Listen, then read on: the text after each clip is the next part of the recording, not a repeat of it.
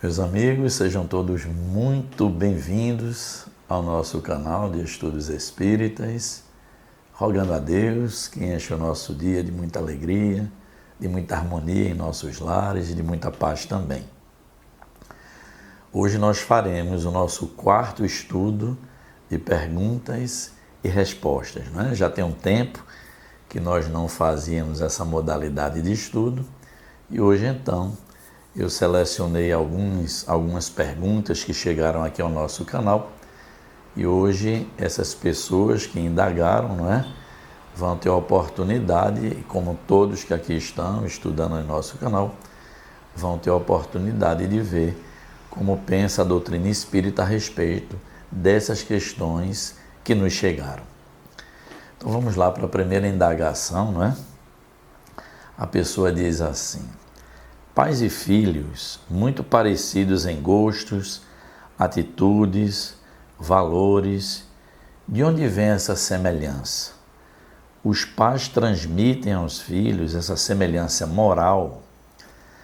Ora, gente, é muito natural, não é, que pela hereditariedade a gente veja filhos assim fisicamente muito parecidos, com muitos traços, não é, dos seus pais. Mas a questão que se coloca aqui é outra, é a semelhança moral. E aí essa indagação é muito importante nesse questionamento. Será que os pais, ao transmitirem, não é, os caracteres físicos aos filhos, lhes transmite também esses valores morais? A resposta dos espíritos é muito importante, viu, gente? Não, porque se trata de almas ou espíritos diferentes. O corpo procede do corpo, mas o espírito não procede do espírito. Entre os descendentes das raças, nada mais existe do que a consanguinidade. As semelhanças morais acontecem por serem espíritos simpáticos, atraídos pela afinidade de suas inclinações. Então veja que explicação muito clara que nos dão os espíritos de que os pais transmitem sim os caracteres físicos, né, na formação desse novo corpo, para receber um espírito criado por Deus. E aí já estudamos aqui, né, gente? Cada espírito é herdeiro moralmente de si mesmo. Óbvio que na nova encarnação os pais começam a trazer novos valores para essa criança que reencarnou, começam a lhe passar bons exemplos, mas o espírito traz consigo a sua bagagem espiritual no momento em que vai reencarnar. Então, os espíritos se parecem pais e filhos moralmente, não só pela herança que eles já trazem, porque são espíritos afins que se reúnem em família, como também por novos valores, né, que os pais começam a transmitir na nova existência, e esse espírito que está, digamos, em momento propício de receber novas instruções, adquire então alguns valores que essa família lhe transmite. Então aqui fica muito claro, e a orientação dos espíritos é exatamente nesse sentido. Caracteres físicos sim, valores morais não. Pais e filhos muito parecidos moralmente, isso se dá pela afinidade que os atraiu para o núcleo familiar. Vamos para outra questão, não é? Em se tratando de influência espiritual, Robson, como podemos nos proteger da influência dos maus espíritos? Gente, essa é uma pergunta muito importante, porque a questão de influência espiritual existe desde que mundo é mundo, não é? Na época do Cristo, em muitas passagens da Bíblia, os apóstolos se referem a Jesus intercedendo em favor de pessoas psiquicamente que estavam muito afetadas pelas influências espirituais e afastando dessas pessoas esses espíritos ditos maus. Para responder essa questão, não é, como nós podemos nos proteger dessas más influências, e nós sabemos que existem, gente, não é? Nós sabemos que os espíritos, primeiramente, não foram criados maus, não. Todos nós somos filhos de Deus. Agora, um grande número de espíritos está no mundo espiritual adoecidos psiquicamente, ainda transitando na maldade, no desequilíbrio, no sofrimento, e aí influenciam sim aqueles que estão aqui encarnados pela via do pensamento. Nós já estudamos também essa questão aqui no nosso canal. Então as influências existem, os espíritos se aproximam das pessoas e quando essa influência se dá de forma continuada, dá-se o nome até de processo obsessivo. E gera, assim, gente, muitas consequências difíceis, não só na matéria orgânica, no corpo físico, como dificuldades de ordem psicológica, afeta o campo das ideias. Então, as influências espirituais são um capítulo importante de nossos estudos e elas realmente acontecem. E aí a pessoa pergunta, e como nos proteger no nosso dia a dia dessas más influências? A resposta dos espíritos superiores realmente é muito bacana, é muito precisa. Eles dizem assim: como nos proteger das más influências? Aproximando sua natureza dos bons. Atraímos aquilo que vibramos. Melhora teus pensamentos, age no bem, evita o ciúme, a violência, a inveja, a ira e todas as mazelas morais que ainda abrigas no teu coração. Então veja que a resposta é curta, mas muito importante. Eles começam dizendo: quer se proteger das más influências? Aproxime sua natureza dos bons. Gente, nós somos realmente aquilo que vibramos e atraímos para nós a consequência daquilo que nós pensamos, daquilo que nós vibramos naturalmente. Então, se nós queremos boas influências espirituais, o que dizem os espíritos aqui? Aproxime sua natureza dos bons, porque se a gente permanece na natureza dos maus, são esses espíritos que nos farão companhia no nosso dia a dia.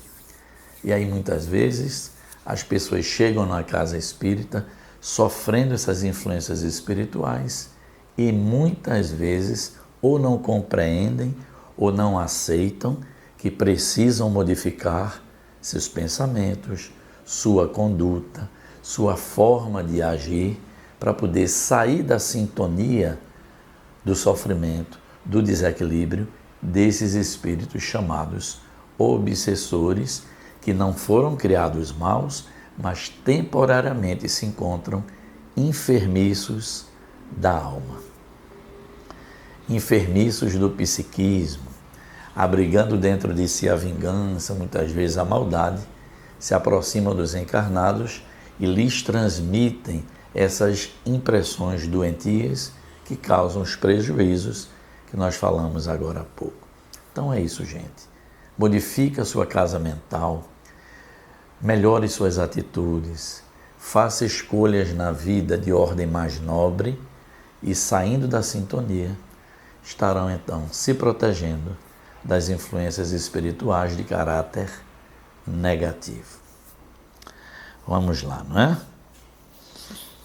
O que são os passes e a diferença entre o passe magnético e o passe de cura? Então, o passe, gente, é uma das terapêuticas espirituais utilizada pelos centros espíritas. E eu aqui recordo até o Evangelho de Marcos, capítulo 16, 1 a 18, que diz assim: e porão as mãos sobre os enfermos e os curarão. Então, o passe magnético é isso, gente. O passista na casa espírita, mas também há outros segmentos religiosos que praticam apenas com outra denominação, mas o passe nada mais é do que o passista impõe as mãos sobre o paciente e, através do pensamento e da vontade, ele transmite do seu perispírito vibrações sadias para aquele que vai receber o passe, e isso se associa com a vibração dos espíritos superiores que nos auxiliam nessas tarefas. Então, os fluidos que chegarão, as energias que chegarão ao paciente que está recebendo o passe naquele momento, esses fluidos se associam dos espíritos, da equipe espiritual que trabalha na casa, com as energias do próprio passista. Então é importante frisar que o passista precisa estar bem fisicamente, bem também psiquicamente, para que em sintonia com os bons amigos espirituais transmitam, realmente uma transfusão. Se retira do paciente as energias negativas que o afetam, lhe trazendo algumas dificuldades de ordem física e moral, espiritual também, e chega até o paciente aquelas energias sadias. E aí existe sim uma diferença, gente. A grande maioria dos passistas nós chamamos de magnetizadores, porque eles transmitem, não é, esse fluido do seu perispírito, esse fluido também chamado elétrico ou magnético, e as curas vão acontecendo gradativamente. Já o passista de cura, não. São aquelas pessoas dotadas de um poder quase que instantâneo de cura. Põem as mãos, se concentram e aquela enfermidade vai embora quase que instantaneamente. Assim era o Cristo, e o Cristo dizia que nós poderíamos fazer tanto quanto ele fez. Então, existem, é mais raro, mas há aqueles passistas que nós chamamos passistas de cura, cuja intervenção é quase que instantânea, isso orientado pelos próprios espíritos superiores. Vamos para mais uma questão, não é, gente? E a última questão desse estudo. A pessoa disse assim em nosso canal: Robson, não consigo compreender por que nossa lenta e difícil reforma íntima só se desenvolve um pouco mais quando nos vemos próximo da partida desse mundo. Aí iniciamos numa outra encarnação, tudo de novo. Não será o mesmo? Essa pergunta é muito interessante, porque a pessoa diz: a maioria das pessoas transitam pelo corpo físico, na reencarnação, e não se preocupam com aquilo, como dizia o Espírito Bezerra de Menezes, que aproveite a alma. Mas para o final da existência, a pessoa cai em si e começa a refletir em cima dos valores da alma. Aí a nossa irmã diz assim, e aí desencarna, começa tudo do zero de novo em outra encarnação. Não é bem assim. Eu vou falar aqui, respondendo essa indagação, iniciando por uma mensagem de Emmanuel, que eu trouxe no nosso último estudo, que diz assim: há muitas pessoas que falam do Cristo, referem-se à sua imperecível exemplificação, como se fossem sonâmbulos inconscientes do que dizem e do que fazem, para despertarem tão só no instante da morte corporal em soluções tardias. Veja, a advertência de Emmanuel é muito própria e muito ajustada ao questionamento da nossa irmã, que diz assim: por que a gente só pensa na nossa reforma íntima, nos valores da alma, lá no final da existência? É o que diz Emmanuel. Deveríamos despertar e não mais ser sonâmbulos inconscientes dos valores reais do espírito. Seria interessante que durante a jornada nós já despertássemos para a nossa realidade de espíritos imortais e da real finalidade da existência terrena. Mas respondendo à indagação da nossa irmã, nós não vamos começar uma nova existência partindo do zero. Veja o que nos dizem os espíritos. Normalmente, é na maturidade que as pessoas passam a meditar um pouco mais nos valores da alma. Mas considerando que as reencarnações são solidárias, o que o espírito conquista numa existência, aproveita para outra. É por isso que dizemos que somos herdeiros de nós próprios, pois na nova encarnação trocamos a roupagem, mas os valores adquiridos pelo espírito jamais se perdem. Finalmente, nunca é tarde para nos melhorarmos. Então, mesmo que a pessoa só desperte mais no final da existência, sim, ainda assim é muito válido, porque aquilo que ele adquire nas suas reflexões, naquilo que ele traz para si moralmente, mesmo que no final da existência física, há de aproveitar para a próxima encarnação, porque as encarnações são solidárias, não é? Cada existência do espírito está entrelaçada com a próxima. Por isso que se diz, hoje já estamos planejando a forma e a maneira de nossa próxima existência corporal. Então nós trocamos a roupagem numa nova reencarnação, mas o que o Espírito, Filho de Deus, adquiriu em outras oportunidades, fazem parte do seu patrimônio espiritual e o acompanham na nova experiência reencarnatória. Então, minha irmã, espero que tenha respondido melhor ainda a sua indagação. E aqui, gente, fechamos o nosso estudo, esperando muito em Deus, que vocês possam a cada sábado estarem aproveitando essas reflexões. Portanto, peçam, não é? Deixem aqui o seu like se gostaram do estudo, divulguem bastante esses ensinamentos que são dos Espíritos Superiores, de Jesus, para que muitos corações também participem desses estudos. Deixem aqui durante a semana seus comentários. E você que está vendo pela primeira vez, né, refletindo conosco, se inscreva, gente, aqui no nosso canal, ative lá o sininho, porque a cada sábado deixamos aqui um novo estudo e você será notificado, né, desse novo momento que está chegando no canal. Desejo assim muita paz a todos e um feliz fim de semana. Aqui me despeço. Até o próximo sábado. Muita paz.